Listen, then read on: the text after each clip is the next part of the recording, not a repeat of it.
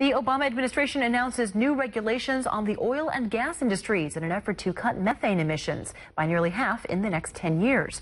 One America's Augusta Cassada brings us more from the White House. It seems every day the White House is trying to write another chapter in President Obama's State of the Union preview book.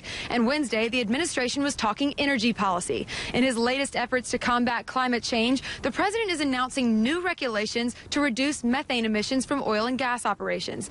According to the Environmental Protection Agency, America's natural gas production has increased over 50% in the past decade, while methane emissions have simultaneously fallen around 15%. But the administration hopes to take additional action to ensure the emissions stay on the decline. Environmentalists have long been pushing for new methane rules and applaud the president's move. But industries argue that more regulations on an issue they're already addressing could actually slow their progress.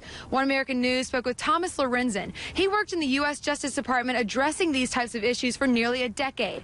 He tells us that since the administration has already gone after carbon dioxide, methane seems to be the next most significant gas on the list, but warns that this might be just the tip of the iceberg. Well, this particular rule that they're talking about is just new and modified oil and gas production facilities. It doesn't address pipelines and it doesn't address existing facilities.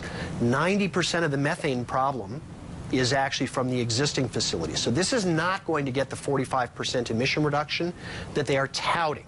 If they want that, they're going to have to go a next step, and a much more controversial step, which is to address existing facilities. While the White House views the new regulations as a crucial part of the president's climate change legacy, additional steps could inflame the oil and gas industry. With only 2 years left, it's crunch time for President Obama. So addressing any further regulations could be left up to the next administration.